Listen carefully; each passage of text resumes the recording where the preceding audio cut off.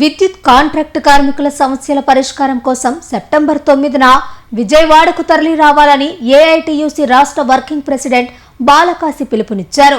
Contract కార్మికులను సంస్థలో విలీనం చేయాలని 2026 పీఆర్సీ ప్రకారం సమాన పనికి సమాన వేతనం అమలు చేయాలని డిమాండ్ చేశారు.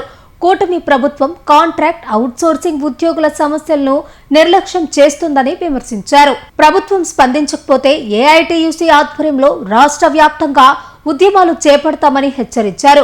ఈ కార్యక్రమంలో ఏఐటీయూసీ జిల్లా నాయకులు, కార్మిక సంఘాల ప్రతినిధులు పాల్గొన్నారు.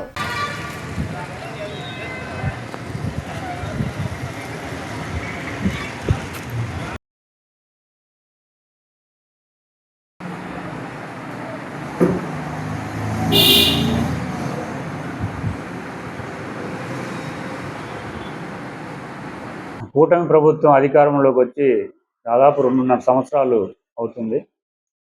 2.5 సంవత్సరాలు అవుతున్నప్పటికీ ఈ రాష్ట్రంలో ఉన్నటువంటి కాంట్రాక్ట్ అవుట్సోర్సింగ్ ఉద్యోగులకు సంబంధించి కానీ, స్కీమ్లలో పనిచేసినటువంటి గౌరవ వేతనాలతో పనిచేస్తున్నటువంటి చిన్న చిన్న వేతన జీవులకు సంబంధించి కానీ, లేదా ప్రభుత్వ ఉద్యోగులకు సంబంధించి కూడా ఇప్పటి వరకు ఎటువంటి నిర్ణయం రాష్ట్ర ప్రభుత్వం చేయలేదు. వాళ్ళ డిమాండ్స్ ఇప్పటి వరకు కూడా పరిష్కారం కాలేదు. కూటమి ప్రభుత్వం ఎట్లా ఉందంటే ప్రతిపక్షాలు, అధికార పక్షం పరస్పర విమర్శలతోటి కాలయాపన చేస్తుంది తప్ప, గత ఎన్నికల కంటే ముందు ఎవరైతే కాంట్రాక్ట్ అవుట్సోర్సింగ్ ఉద్యోగులు కానీ, ఆశాలు, అంగన్వాడీలు, మధ్యాహ్న భోజన పథక కార్మికులు, మున్సిపల్ కార్మికులు, లేదా బీఆర్ఏలు, విద్యుత్ సంస్థలో పనిచేస్తున్నటువంటి కాంట్రాక్ట్ అవుట్సోర్సింగ్ ఉద్యోగులు, వీళ్ళందరికీ సంబంధించి అనేక వాగ్దానాలు చేశారు. 2.5 సంవత్సరం అవుతుంది. ఒక్కటంటే ఒకటి వాగ్దానం కూడా అమలు చేయనటువంటి పరిస్థితి ఉంది. అందుకనే ఈ నెల 18వ తేదీన పెద్ద ఎత్తున ఏఐటీయూసీ ఆధ్వర్యంలో అన్ని జిల్లా కలెక్టరేట్ల దగ్గర కూడా ఆందోళన కార్యక్రమం మేము నిర్వహించున్నాం. పెద్ద సంఖ్యలో పాల్గొన్నాం.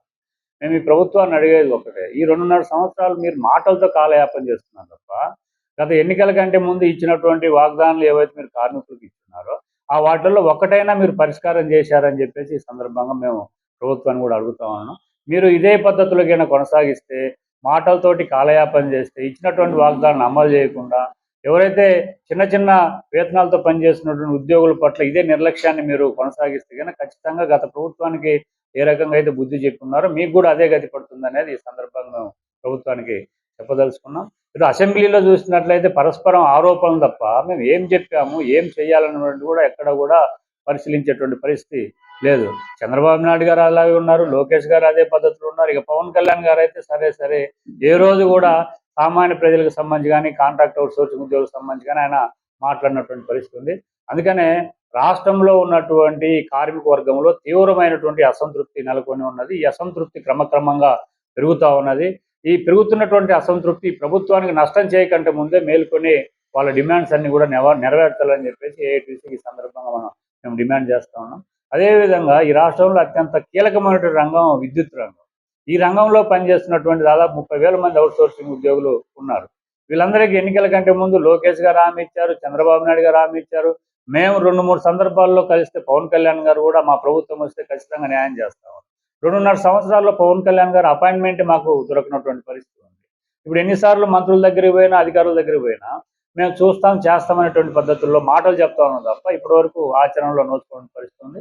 అందుకనే విద్యుత్ సంస్థలో పనిచేసేటువంటి కాంట్రాక్ట్ అవుట్సోర్సింగ్ ఉద్యోగులందరూ కూడా సెప్టెంబర్ 9వ తేదీన చలో విజయవాడ కార్యక్రమానికి పిలుపునిచ్చున్నారు. ఆ సెప్టెంబర్ 9న వేల మందితోటి విజయవాడ నగరంలో పెద్ద ఎత్తున ఆందోళన చేయబోతా ఉన్నారు. అదేవిధంగా ఈరోజు అంగన్వాడీలు కానీ, ఆశాలు కానీ, మధ్యాహ్న భోజన కార్మికులు కానీ, మున్సిపల్ కార్మికులు కానీ, రెవెన్యూ వ్యవస్థలో పనిచేస్తున్నటువంటి వీఆర్ఏలు కానీ, ప్రభుత్వ శాఖల్లో లేదా ప్రభుత్వ రంగ సంస్థల్లో పనిచేస్తున్నటువంటి ఈ రాష్ట్రంలో 3,50,000 మంది ఉన్నారు.